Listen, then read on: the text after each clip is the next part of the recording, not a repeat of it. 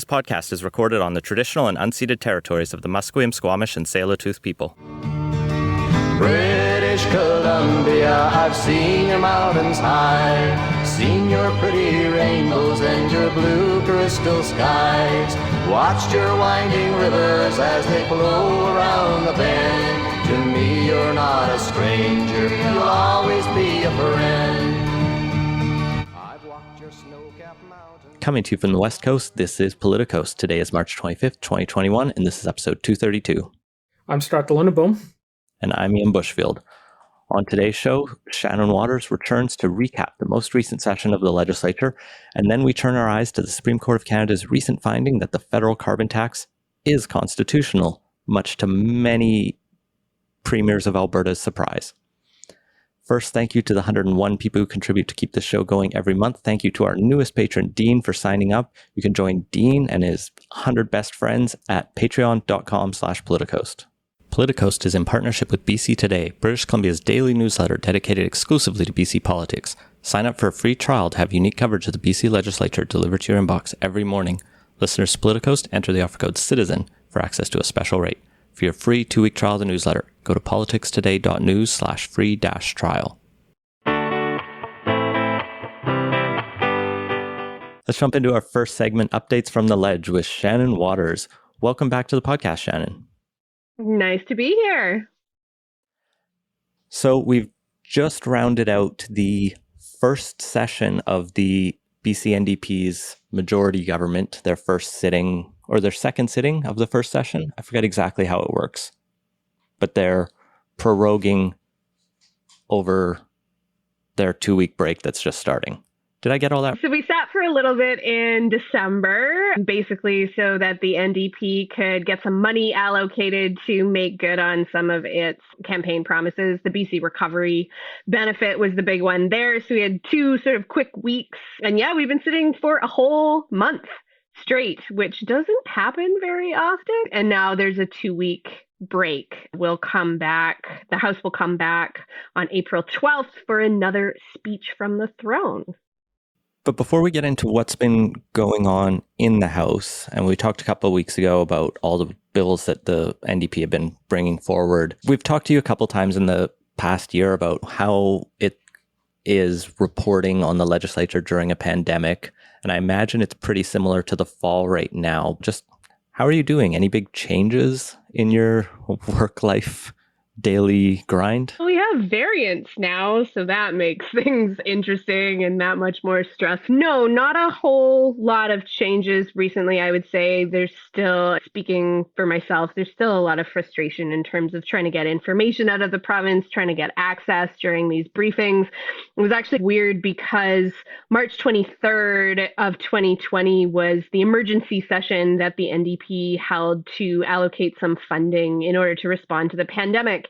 And that was actually the last day that I was allowed in the press theater where Dr. Henry and Health Minister Adrian Dix still do some of their briefings from. That was the last time they allowed reporters in the room.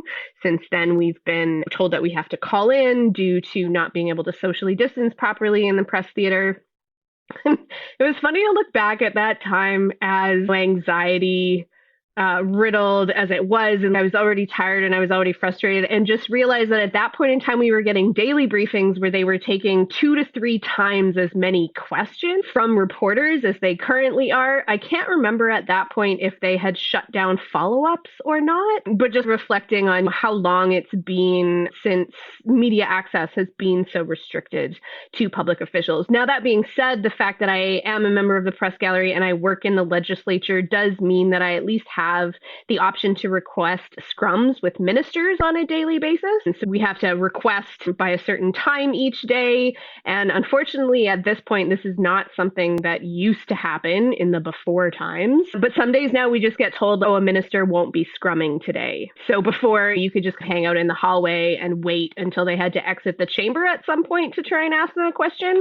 We're obviously not allowed to do that right now. And then sometimes government communications just says, no, the minister is not going to answer your questions today, which can be frustrating. The other thing that often happens, and I've frequently been trying to ask questions of the health minister on various things, is you'll just be told, well, you can try the daily briefing today best of luck. Yeah, access still remains a bit of an issue. That being said, there's still lots that's going on and lots of things to chase. How has the daily briefings changed beyond just not being daily anymore? We're not getting updates on PPE anymore, which is strange. The health minister loves to reel off long lists of numbers, not always with a lot of context behind them, not getting a list of every single piece of PPE that the province has acquired in the past week. Doesn't seem like a major loss to me. One of the big things lately is around how the province is reporting variant cases and whether there's enough information to determine what the situation is like in BC. I personally lean towards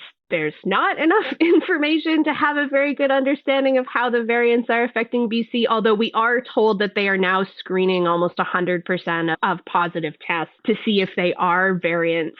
But the big issue there is that we don't really get information about when a person's infection happened and when they were flagged as a variant case. So for some people, they may have already recovered, and because they're using genomic sequencing to determine which variants they may have been infected with, that can take time. So they may have already recovered and their case isn't even active, but it gets added to the log of variant cases. But yeah, there's a lot of noise around where the variant cases are, when they are. And then the really worrying thing is that for a lot of them, we don't know where they came from. Today, Dr. Henry said that the Brazil variant cases are considered contained to certain clusters.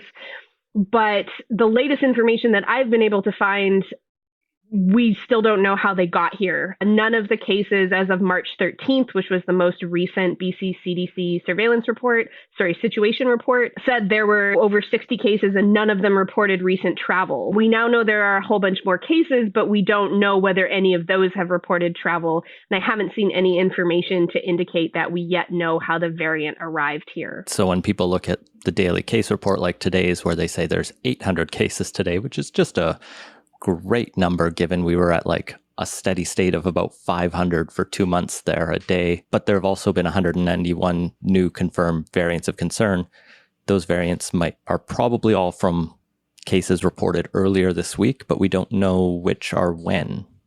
Yeah, so we did. One of the things that I try to keep an eye on is how many of those cases are still active. And we did see an uptick in active variant cases today. Not a lot of information. Like, we don't know how many of those are Brazil variant or UK variant so it's just difficult to figure out where we're at. And it's all very anxiety inducing. So. Well, from that, maybe we'll turn our attention to the political debates of the day beyond the politics of COVID. And let's talk about what's actually been happening in the House. So the NDP had this short session because there was no budget. They really got to focus on legislation, it seemed. From your perspective, what were the major bills they really fought for and championed through this session?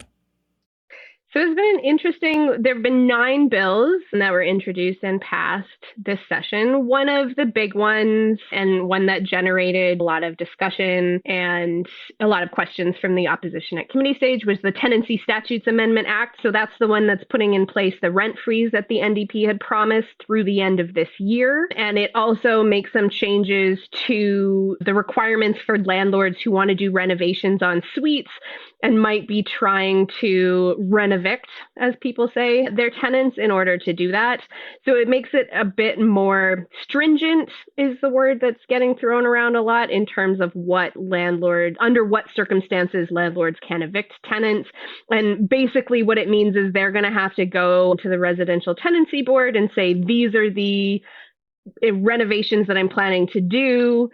Is this a situation in which I could tell my tenant that they have to move out, and then the board has to decide there? So that one, a lot of talk about landlords who are going to be going into their second year of not being able to raise rents. There are mechanisms for landlords who are having to invest in a property, repairs, renovations, etc., to get a variance to be able to raise rent somewhat. But generally speaking, rent freezes across the board going into their second year by the time we get out of 2021. So that one, there was a lot of conversation going on in the House. We also have a new fairness office that is going to be coming to ICBC at some point. It's supposed to be shoring up trust in the Crown Corporation, which I don't know anybody who's a real fan of ICBC, so we'll see how that one goes. And then the biggest sort of issue that has come up was a bit of a surprise and yet not really a surprise at all. It's the interim supply bill, which is going to give the government, money to pay people and keep things working through the first quarter of the year.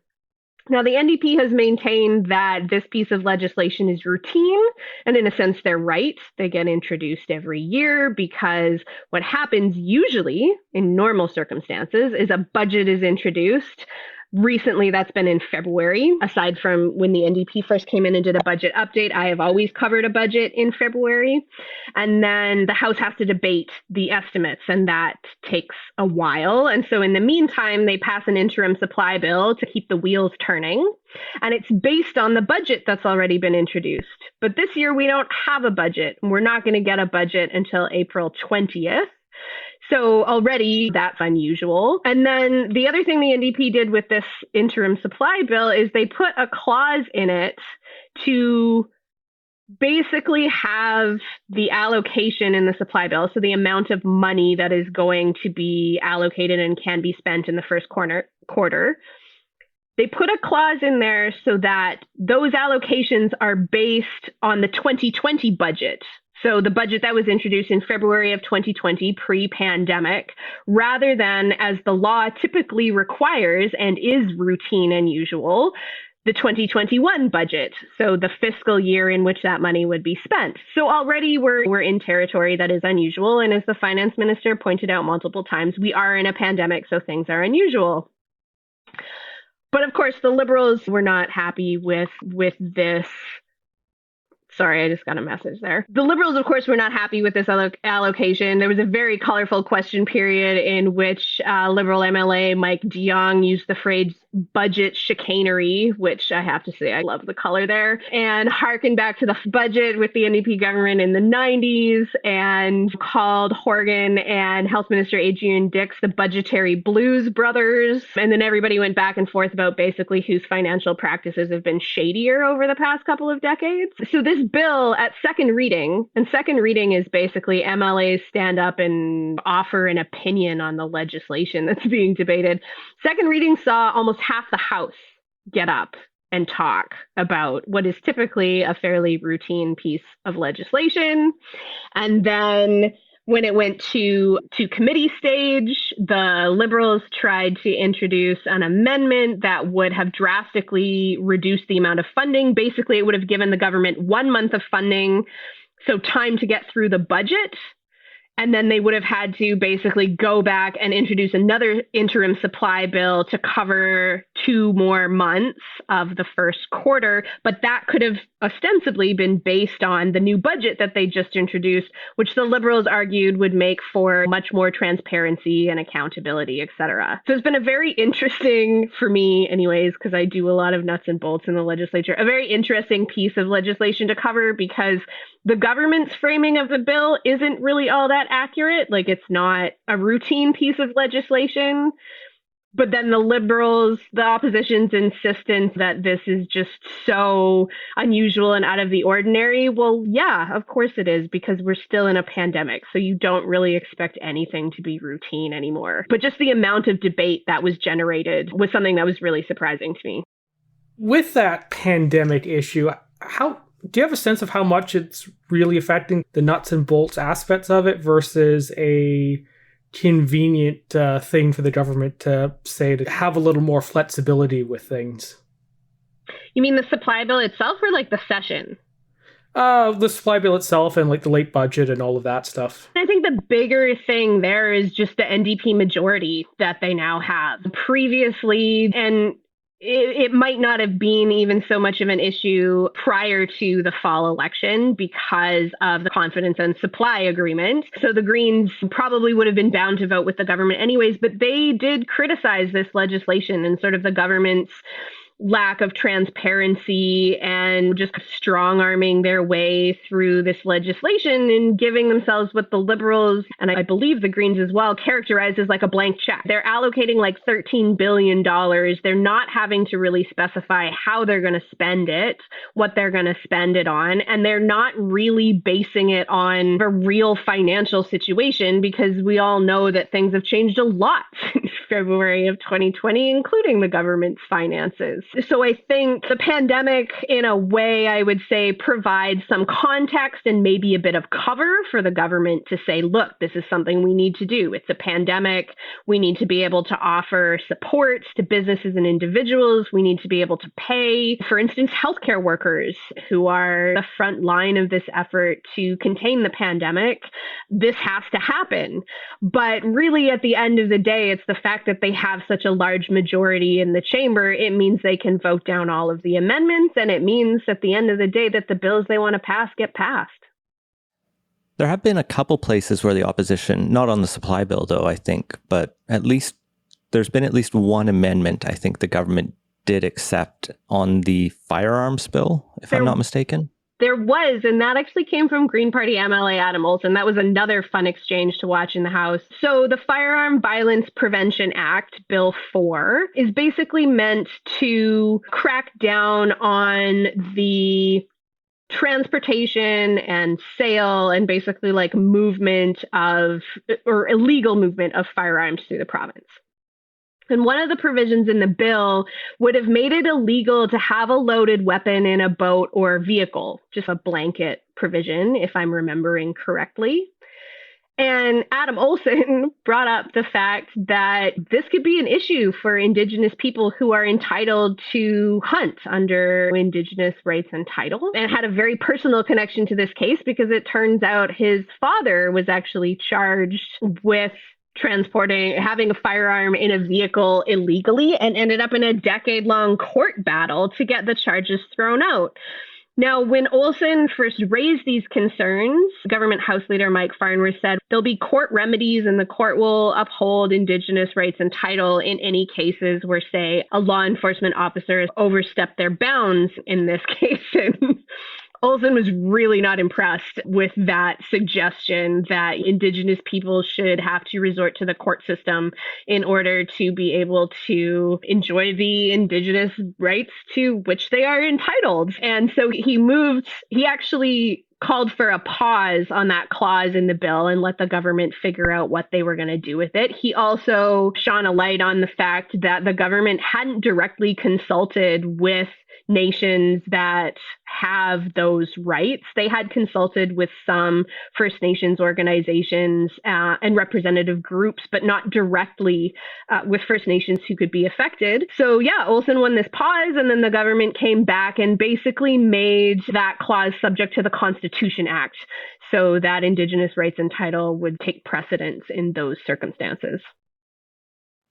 So beyond those major arguments and those heated bits of debate, what have the opposition parties been going after in question period and otherwise trying to score points against the government? Obviously, the pandemic and the overdose epidemic are big ongoing issues. Has it mostly been that, or have there been other highlights that you've heard? There's been, like, today was a grab bag of, Thursdays often are when it comes to question period, but a grab bag of topics. The Greens have been focused on forestry and old growth logging, as well as issues when it comes to data transparency and representative data. So BC's lack of race-based data, or at least the public reporting of it.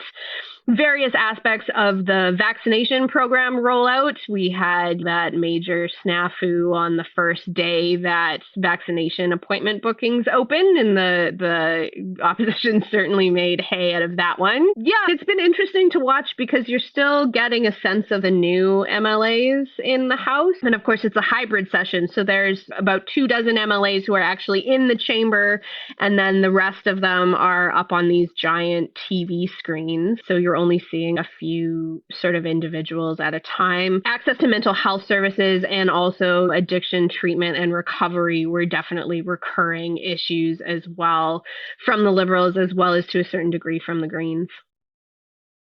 So something else that's new in this session, or at least since the last election, is the people leading each party in the House, or at least the two opposition parties. How has Shirley Bond's and Sonia Furstenau's performance as interim leader and leader respectively been? Shirley Bond is a consummate veteran of the House. She's worked in various cabinet portfolios and has been doing quite a bit of directing on the floor during question period.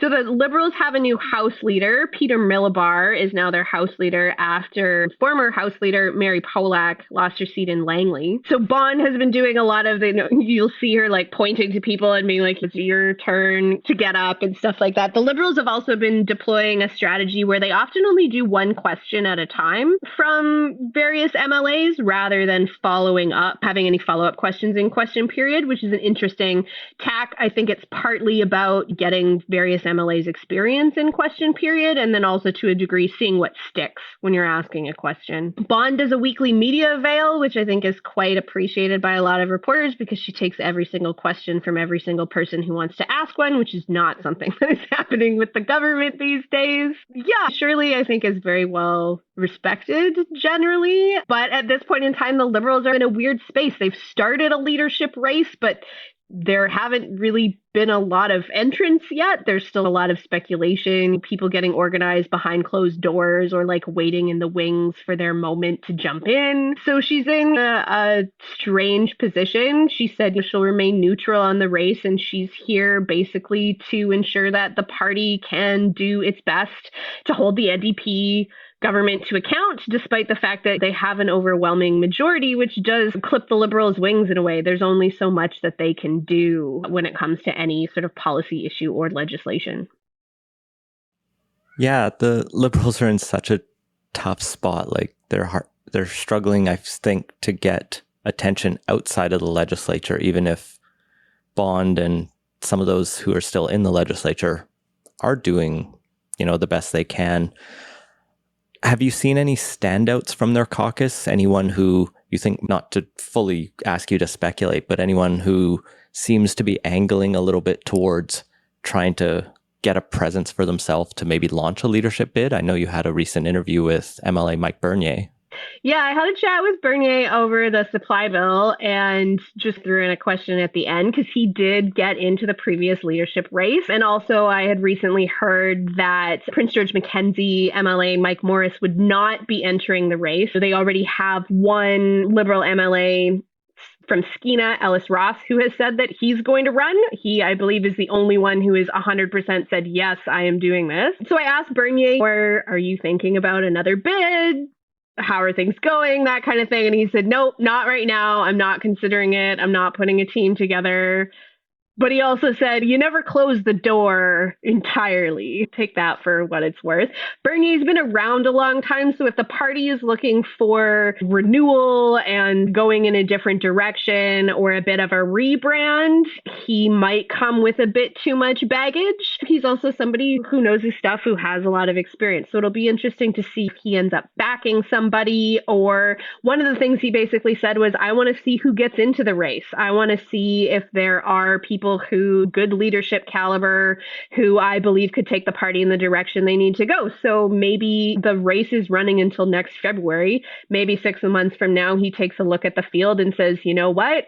I think I'm going to get in there. So we'll see what happens. One of the other names that's getting kicked around is a new addition to the Liberal team who has been getting a lot of time during question period, has also been up to speak to a couple pieces of legislation so far, and that is health critic Renee Merrifield. She is the one asking the health minister questions during question period. She has a fairly aggressive style when it comes to answering questions. I believe one of my colleagues described the Liberals' approach to question period at this point in time as basically Shirley Bond gets up, kicks things off, asks some fairly reasonable questions in often a fairly conciliatory tone, and then Renee Merrifield gets up and insults the government's conduct on whatever it is. So you could see her maybe building a bit of a profile there. She's also one of the only women who I have heard about being talked about as a potential candidate. But yeah, she's new. She was just elected in the fall. She got the health health critic portfolio immediately, and so has been getting a lot of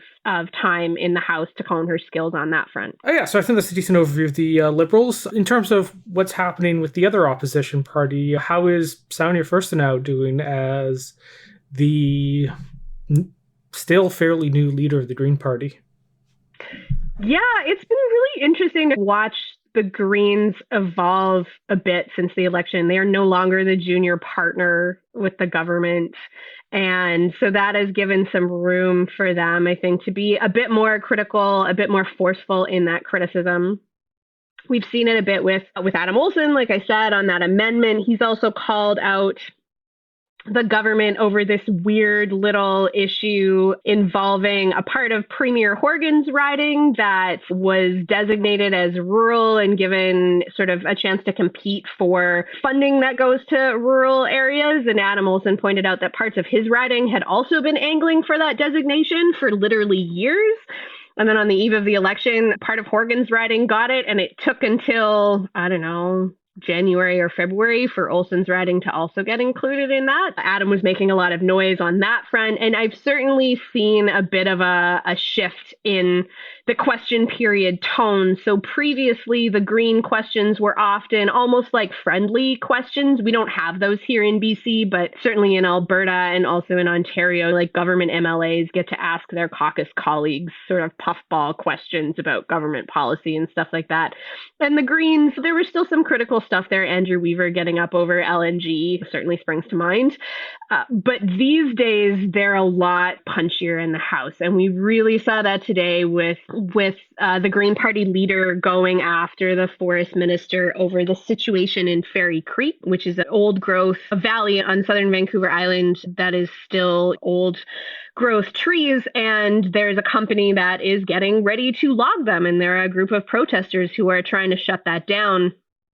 And the Greens have been hammering on the old growth policy stuff for a while. It's definitely been a thread through these first 4 weeks of the new session. But today, Furstenau asked if the government was okay with like Fairy Creek being logged, and the forest minister stood up and gave this answer that didn't address Fairy Creek at all. She didn't really engage with the substance of Furstenau's question, but she pointed at the previous Liberal government and said their policies were uneven and divisive or ineffective or whatever, and we're making different choices. We're doing things differently. And the Green leader just threw it back at her and literally said, like, making different choices in a tone that just dripped with scorn. And I love question period color. It's nice when there's policy stuff in there, but just the emotion and the back and forth is what really gets me. And so that was definitely an exchange that sort of made me sit up and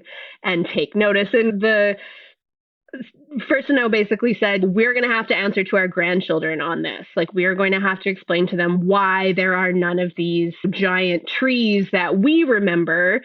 And Forest Minister Conroy stood up and was like, I have grandchildren too, and I want them to be able to experience these trees, but I also want them to be able to work in a fully functioning and sustainable forests industry. So again, not really engaging with the premise of the question. But yeah, it's been an interesting evolution. I think it's still really too early to say where the Greens go from here, but I'm very interested to see how that evolves. Well, I think that's a really great overview of how the ledge is shaking out.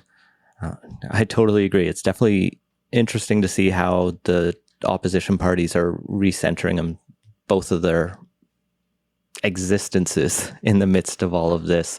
The Liberals obviously have a far more existential challenge, whereas the Greens need to basically just continue trucking, because I think Furstenau, it sounds like, is keeping up the performance that people saw, I think, in the debate in the election, when she really drew attention and showed that she deserved to be up there as much as the other leaders. And yeah, I guess I can't wait for the pandemic to be over, for it to be more normal politics, as it were, to see how each of these parties performs in a way. Yeah, it's a tricky time to be criticizing the government. I certainly think there are things to be critical of, but overall, BC's performance has been at least better than some other jurisdictions when it comes to this pandemic. And there was also a tone set last year that there was a lot of cooperation and some of the partisanship got dropped. And we had some very strange question periods that were very conciliatory and polite. We do see those from time to time, especially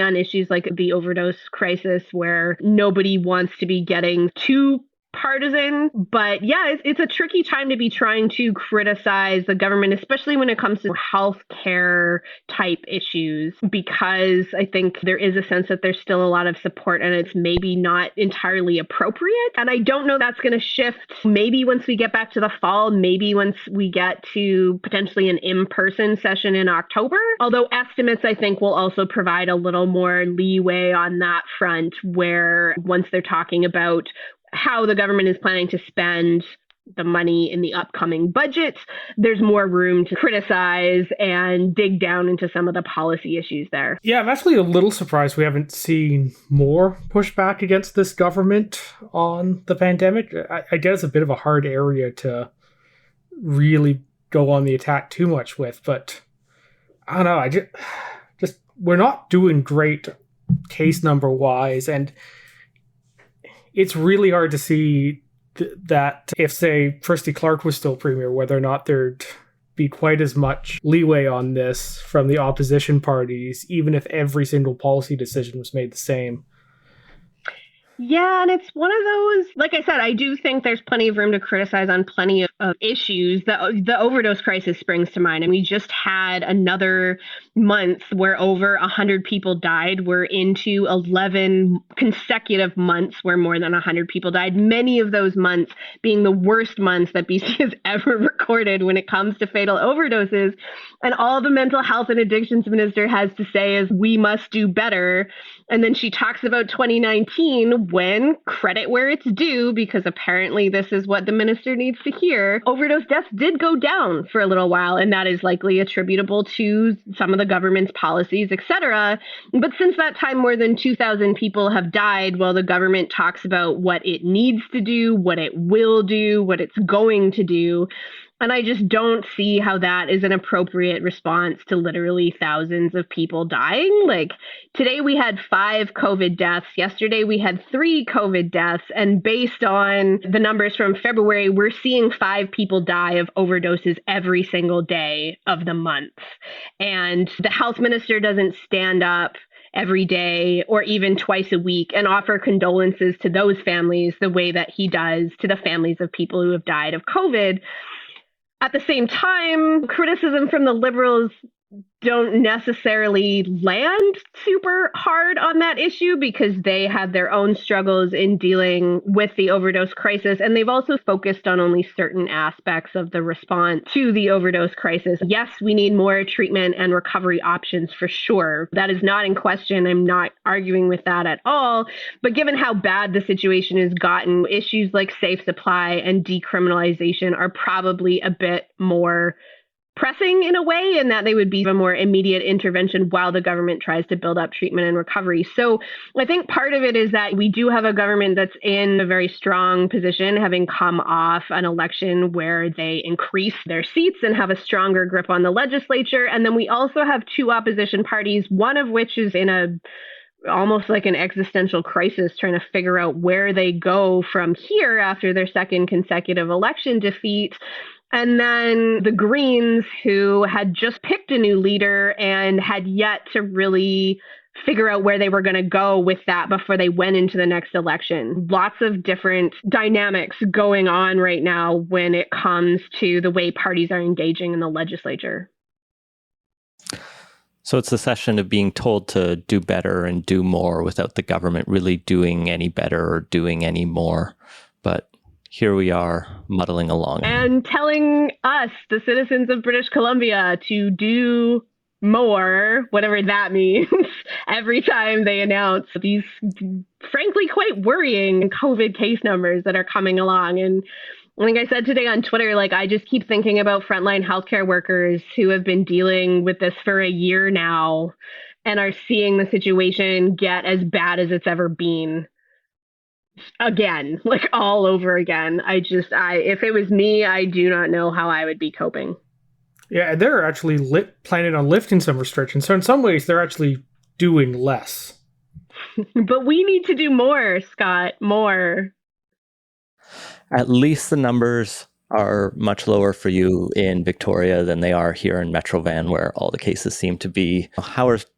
Is there anything we missed on how things are going in Victoria, how things are going in the Ledge? Anything else you wanted to touch on today? The only other thing I'll say is that I miss the color. I've gotten used to the hybrid setting. I know we talked previously in the summer and I was like, thanks, I hate this so much, the hybrid session. I've gotten used to that, but I miss the color. I was talking about how in the chamber, like everybody was very somber and blue and gray and black. And it's almost like the pandemic has sucked all of the color out of that room in a lot of ways. Things keep changing. We're supposed to sit until the middle of June at this point in time. So the budget comes down on April 20th. Then we've got several weeks of estimate debate and a couple of constituency breaks in there. And then we'll have the COVID-free summer that the Premier's been talking about since January, and vaccinations will keep rolling out. And then we're back in the House in October, and it's looking like that might be business as usual, back to having everybody in the legislature. But we'll see.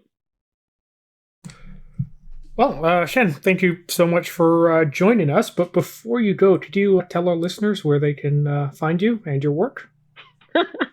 You can read our stuff at politicstoday.news. There's old editions there. There's coverage from Ontario and Alberta, if that's your thing. There's also some of our top stories of the day get shared there without the paywall. If you're interested in question period coverage and the policy announcements and legislative stuff, I am at BC Today Official on Twitter. And if you're more into, what was it Ian said one time, like snark and feminist hot takes plus pictures of my cat, So Bitter So Sweet is my personal Twitter handle. Did I describe you as that, or did you describe yourself as that? Well, I'm describing myself as that now. I'm pretty sure you said it at one point, but okay. Who knows? I'll take credit.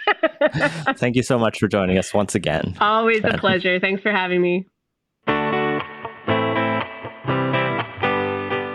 Let's change gears and move into segment 2, the Wagner Slammer. Okay, you're going to have to explain that for everyone who isn't nearly as old as you are. All right, I love explaining my jokes and my puns because it makes them funnier.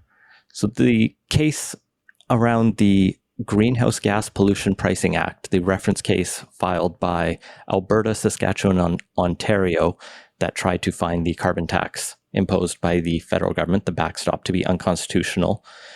The decision was just rendered today, and it centers in Chief Justice Wagner's words around the peace, order, and good governance clause of the Constitution Act of 1867. We'll get into that in a minute. Peace, order, and good governance is commonly acronymed as POGG. POGs for anyone who's over 30, I guess, over 33. I'm 35. If you're my age, if you're that elder millennial, you remember them as that fun 90s thing that made your parents mad because it was legalized childhood gambling, where you would take a slammer, a metal disc, and throw it at these cardboard discs, and all the ones that flipped over you got to keep.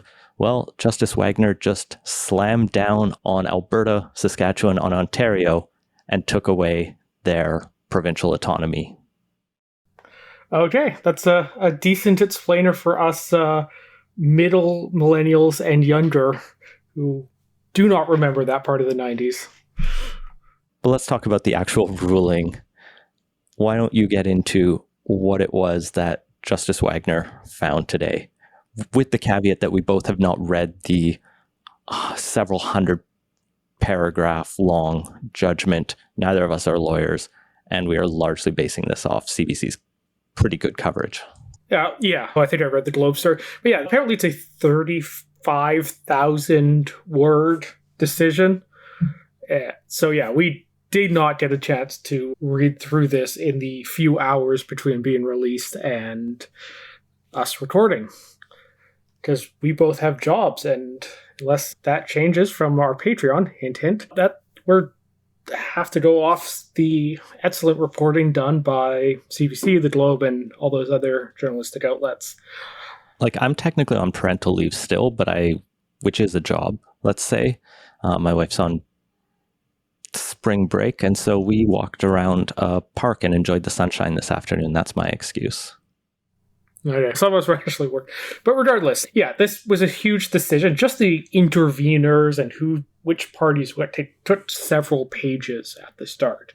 And you needed a massive flow chart just to understand. So complicated case history a bit.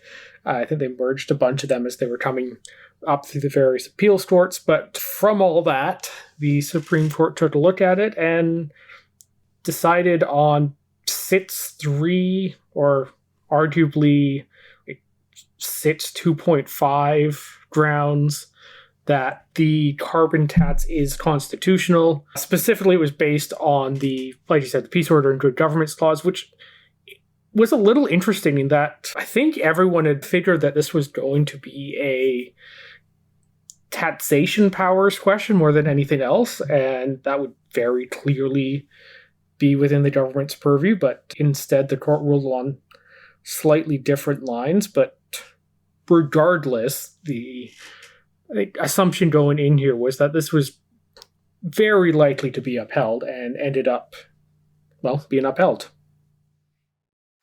Yeah.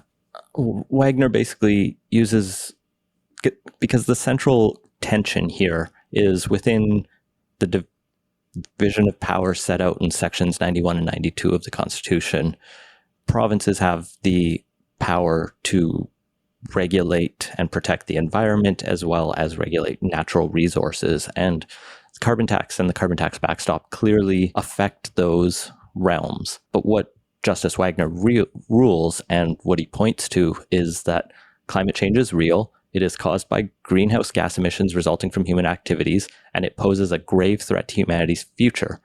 And because it's such a significant issue, he says that if there's a provincial inability to deal with the matter, where the failure of one or more provinces to cooperate would prevent other provinces from successfully addressing it, the federal government has the reasonable grounds under the Peace, Order, and Good Governance doctrine to overrule those other powers and act as one country.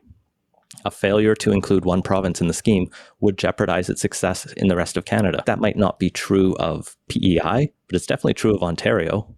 It's pretty true of Alberta as well, given the amount of emissions that are coming out. Yeah, what's interesting about that is that this seems to be a much kind of broader reading of things than I think, although once again, not a constitutional lawyer by any means, probably would have been strictly necessary to uphold it, because it really does seem like a simple question of can the federal government, simple-ish, I say, about a constitutional question, which there was a divided court on, but a question whether or not the government can simply just levy taxes. And very interesting, they opted for the much broader ruling, which in theory could have a bunch of subsequent effects just from the precedent on this as it gets applied to other items. And I think that's what divided the court more than anything, is that allowing this to go through opens that question of what are other significant pressing matters of national concern that the federal government could argue are grounds to overrule the provinces in other areas. And the three dissents we saw, first from Madam Justice Cote, as well as from Justice Rowe and Justice Brown, who each wrote their own because they had to disagree for subtly different reasons, gives us these questions about what extent should the federal government be steamrolling the provinces. I think came to the position that climate change seems like actually a pretty pressing concern that justifies it, but then she struggled with the specifics of this act. And so she agreed that, yes, climate change is a serious pressing matter worthy of overruling the provinces, but they did it in the wrong way.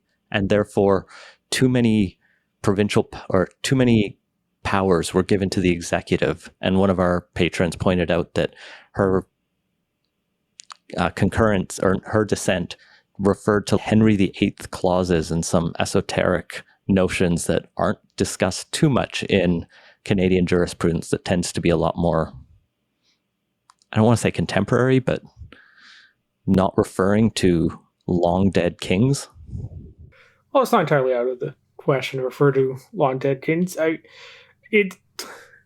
The role the crown plays is a pretty key part of our constitutional structure. So in that respect, it's not actually that surprising, even if it is quite the constitutional deep cut, so to speak. But yeah, I think Cote overall probably was the most favorable dissent to the carbon tax and the underlying policy, but probably would have actually just signed on with the majority if the actual bill itself that implemented all this was just structured slightly differently but achieved the same ends.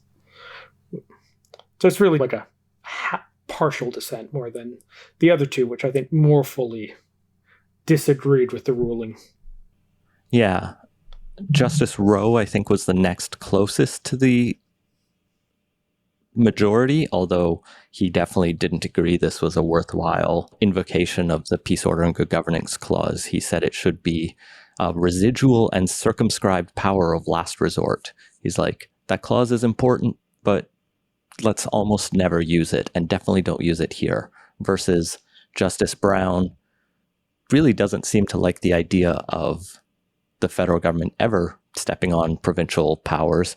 He said this matter falls squarely within provincial jurisdiction, and he disagreed strongly with the majority, thinking that they presented a model of federalism that rejects our constitution and rewrites the rules for confederation.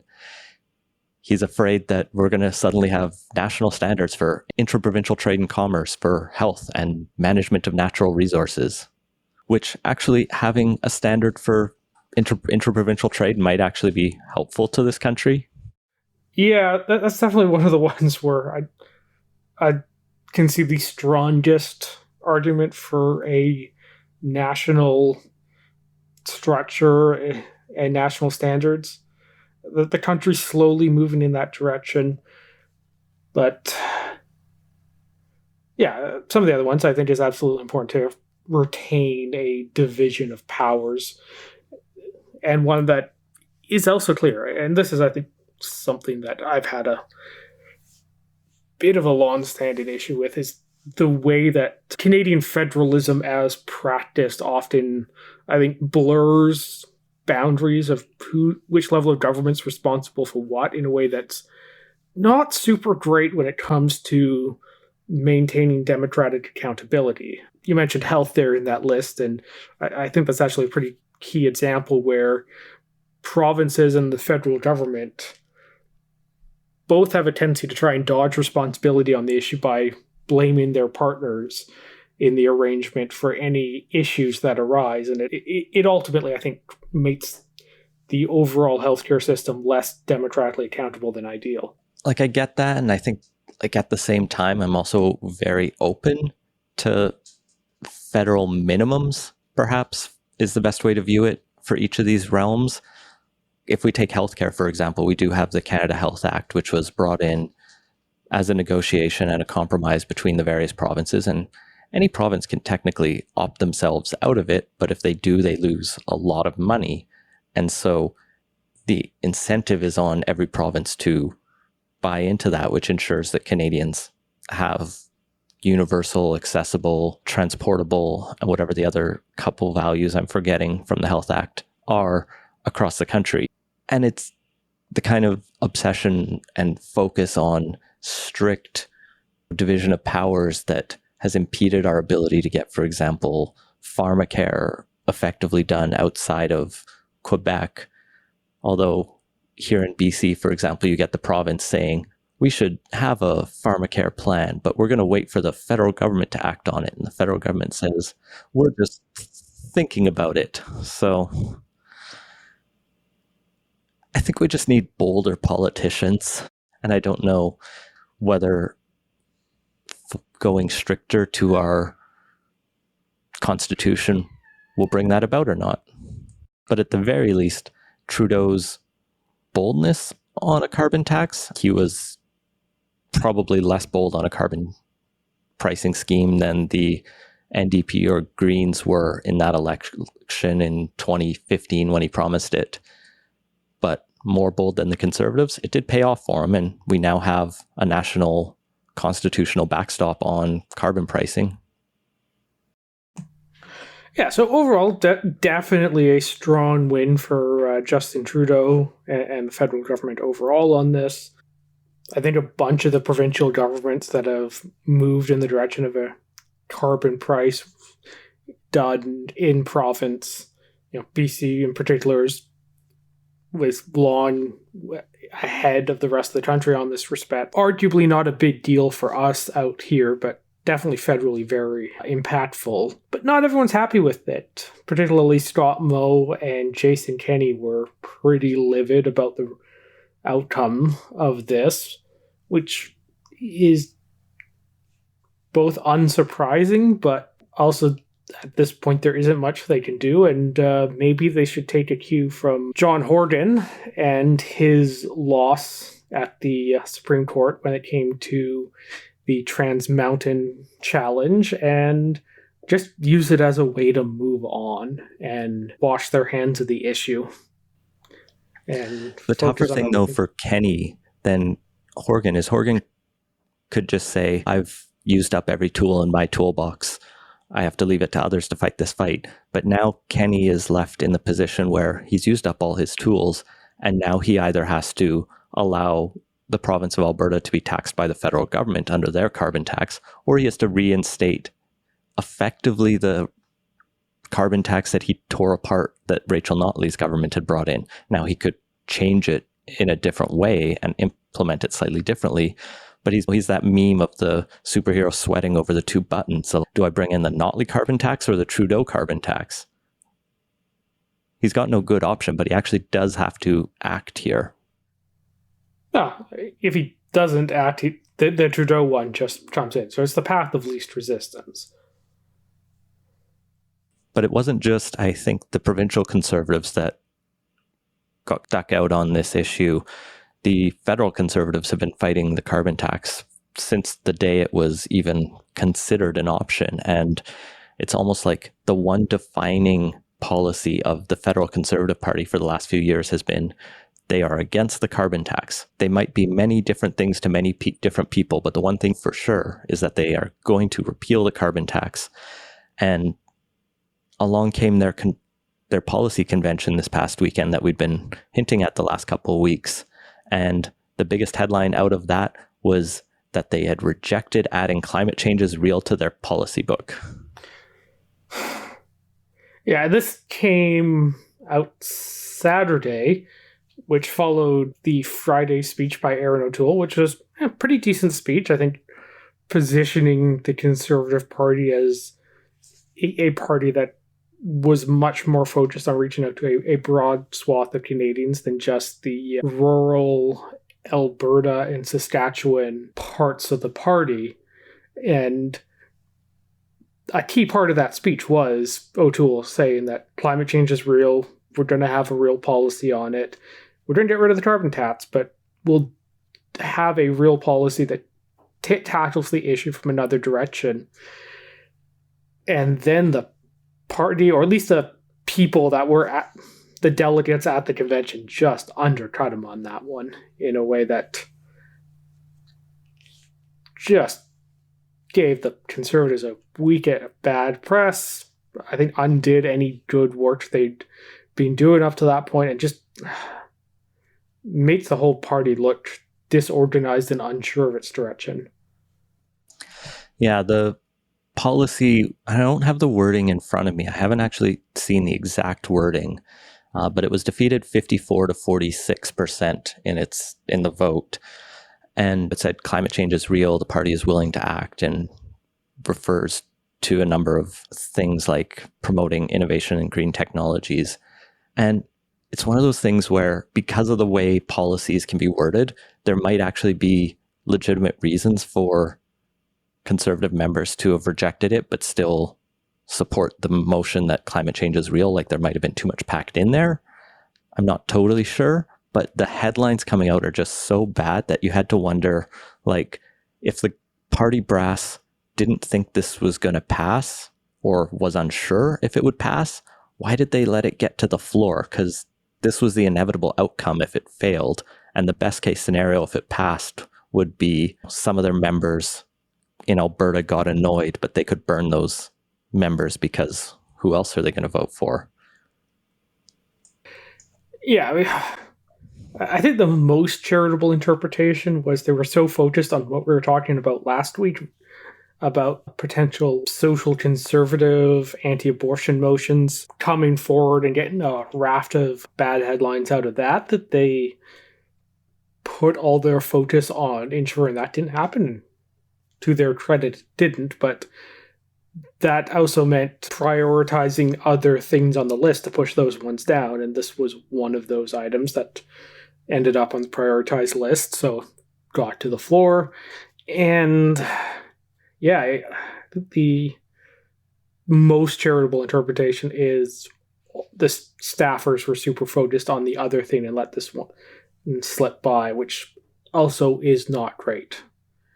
Particularly because it so directly contradicted a key bit of the leader's speech from the day before. I think the only other notable policy position, while we're just on the Conservative convention, was a slight change to their voting system.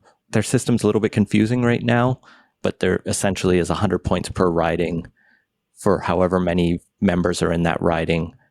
And then that goes. So if you have a riding of 1,000 members, they have the same sway as a riding of 10 members.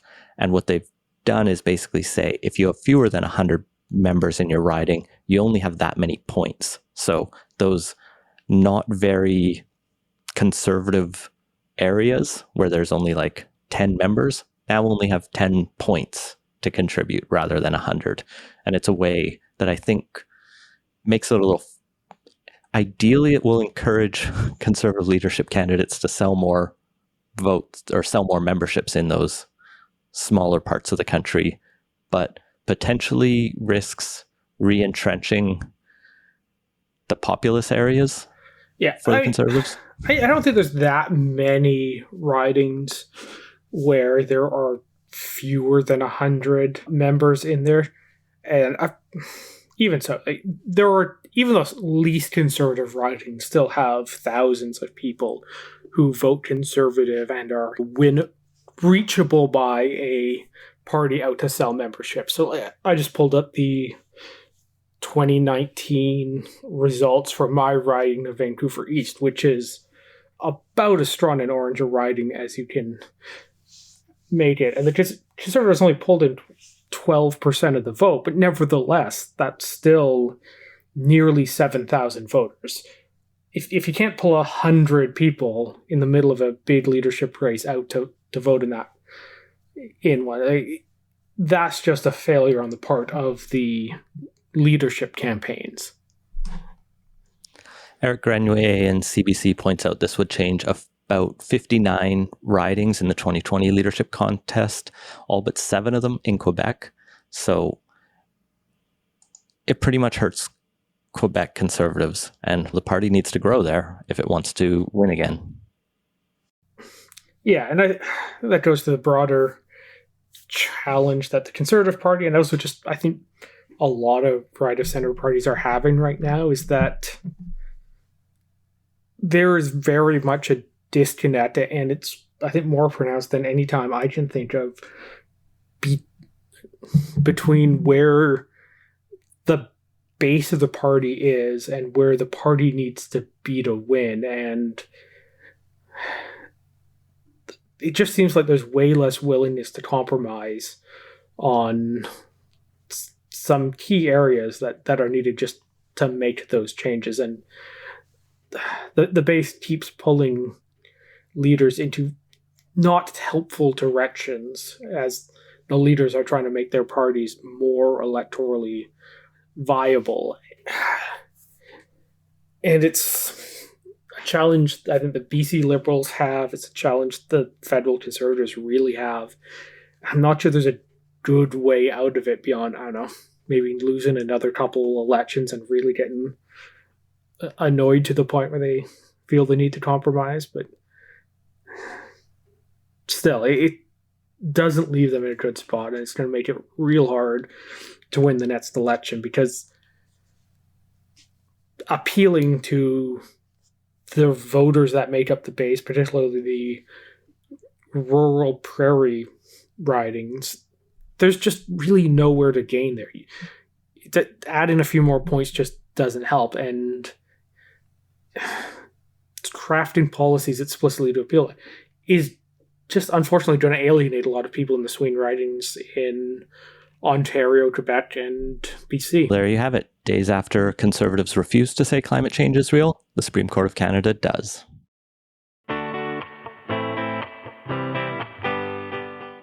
Moving on to Quick Takes, another big item that was released today out of Ottawa was the Auditor General's report on, or one of several reports actually, on the COVID-19 pandemic and the government's response. The Auditor General released reports both on the Public Health Agency of Canada, Canadian Border Services Agency, as well as reports on the CERB and other pandemic supports. Particularly, I wanted to highlight the Report 8, Pandemic Preparedness, Surveillance, and Border Control Measures, because it was not nice to the government at all, and was pretty scathing. So this report looked at both the Public Health Agency of Canada and the Canadian Border Services Agency, and found that the agencies were not adequately prepared to respond to the pandemic, and underestimated the potential impact of the virus at the onset of the pandemic. Major contingency plans had not been completed, as in there was this empty box in the pandemic plan of this is the thing we want to do here, but has not actually been fleshed out and given the details needed. The Global Public Health Intelligence Network didn't put out early warning alerts, and instead just forwarded news stories about the virus coming out of China. It's enough to say, oh, all these other countries are concerned. We're not going to put out We're not going to put out our own alert. We're going to keep the risk assessment as low. Yeah, the agency assessed that COVID-19 would have a minimal impact if an outbreak were to occur in Canada. That has very much not been the case. And in fact, they were assessing the risk as low until the day after the WHO declared a pandemic on March 11th. And March 12th was when they updated their risk assessment. It sounds like it was Dr. Theresa Tam's own insistence that they go, oh, the WHO just declared this a pandemic. We should probably up it from low.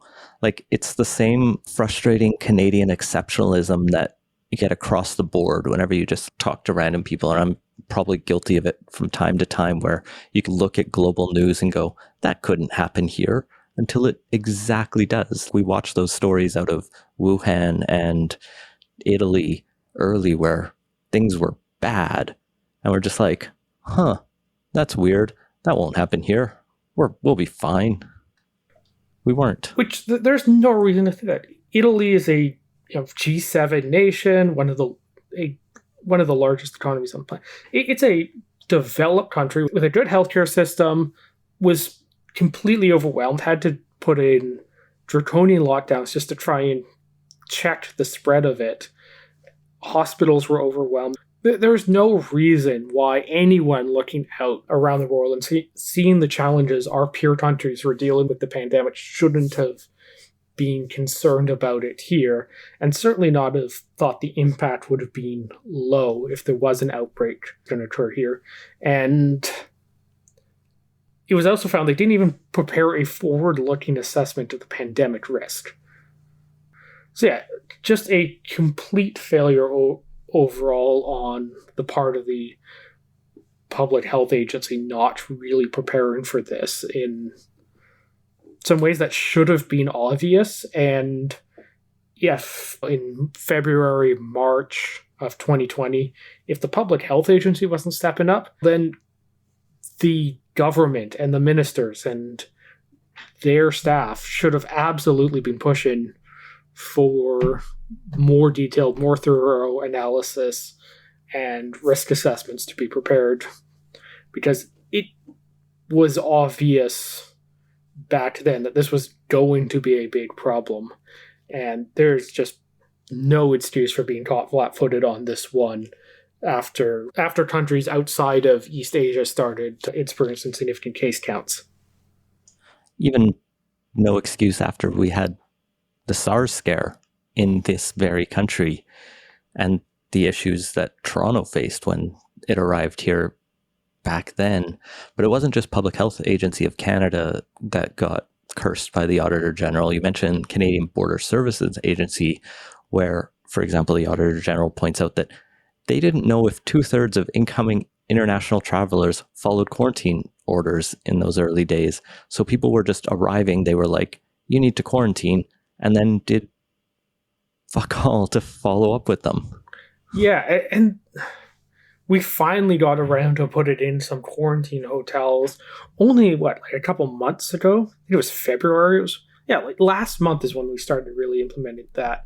And those were horribly executed and poorly done. So the thing is, we knew this was a problem. The people in charge of making sure this actually happened weren't doing the work required to know if they were actually being effective there. And it took nearly an entire year for the government to actually step up and try and fix that problem. And this is the thing that's just has annoyed me to no end from start to finish on this pandemic. Not even finished. We have not finished it. From start to the point we are at now is that Canada, BC, pretty much every level, everywhere, has just completely half-assed this entire pandemic response in a way that's entirely unacceptable. And what annoys me is nobody's really paying any political price for a continued series of screw-ups and just utter complacency long after it was clear that was going to be catastrophic. I think part of the challenge is that we look at the options on the table and know that the other parties probably wouldn't have done much different. I will give credit, though, to Atlantic Canada. We don't talk about them very much, but they have done better than most of Canada. I'm not even sure if that's necessarily... It depends who believe the Conservatives. But I could have seen if this has happened, say, under Stephen Harper, that they would have been, I think, quicker probably on a lot of the kind of border and kind of non-pharmaceutical intervention stuff, but probably worse on the economic supports. Whereas here, I think did reasonably well on the economic supports, but utterly failed on every other kind of intervention metric. So the Auditor General's report does point out that the government may have almost been like too lapsadaisical with the approach to at least the emergency wage subsidy program in terms of it not ensuring the integrity of it. For example, the Auditor General noted that the subsidy was paid to applicants despite their history of penalties for failure to remit and other advanced indicators of potential insolvency. So basically, they were shoveling money out the door to businesses without the bare minimum of checks. And I get the urgency and the importance of that, but we pointed out a lot of the predictions could have been made in advance. And I think there'll be a lot more to be written about this and deep dives to be thought about this. But I want to flag, and we haven't read it yet, but there's a 22,000 word piece in Maclean's this month. It's the entire issue. That's by Stephen Maher, called Year One, The Untold Story of the Pandemic in Canada. And it's subtitled A Comprehensive Report on the Country's Mishandling of the Crisis of the Century. Now, crisis of the century is either being a bit optimistic about the next 80 years to come, or if you look at the last 100 years, is probably ignoring some other big things that have happened. But we've definitely been mishandling it. And I think there's a lot of interesting stuff here. I know a few people who've been starting to skim it, and it goes back to even just how public health was being reorganized under Ronna Ambrose and Stephen Harper's government when she was health minister. And so I think there's lots of blame to go around to everyone who's been in government at the provincial and federal levels these days. Yeah, and touched on it a bit, Jared earlier said, but yeah, I think the provincial government has, for what I see is completely inexplicable reasons, more or less has gotten away with a very incoherent and poorly executed pandemic strategy. And like they're announcing today, as they're reporting near record case numbers for all of 2021, a plan to lift some of the restrictions. And it's just, and we have per capita, I think, the highest cases in Canada at the moment. It makes no sense on why there hasn't been stronger pushback or more critical looks at this from, I think, both the media, and I think we've been guilty of not really pushing back as hard as we can on this podcast. But also it's been the case elsewhere that if Christy Clark had made all of these same moves, they would have gotten absolutely destroyed, and for good reason. I cannot wrap my head around why there hasn't been a blowback, maybe not as strong, but at least a much stronger one to what the BC government has done to date. So yeah, just failures top to bottom on this one here in Canada, which has been unfortunate. Well, from our failures to handle the pandemic to our challenges to handle global geopolitics, Canada has somewhat changed course on China recently, at least the federal cabinet, as it was announced this past week that we are joining the United States and United Kingdom in imposing sanctions, which is the first time has happened against China, I think I read, since the Tiananmen Square massacre in 1989. Yeah, also worth noting, the EU is also joining in these sanctions. So this is a coordinated effort with many of our allies, which is absolutely what's needed. And Canada was never going to be able to do this solo. So it is reassuring that there's now the diplomatic efforts to present a unified front on this. But it is quite noteworthy that this comes mere weeks after the Trudeau cabinet went AWOL during a vote on whether or not to recognize what's happening in the Xinjiang region as a genocide, and now they've reversed course on this and are put in sanctions against 4 people involved with the Chinese government in this, and doing so jointly with our allies.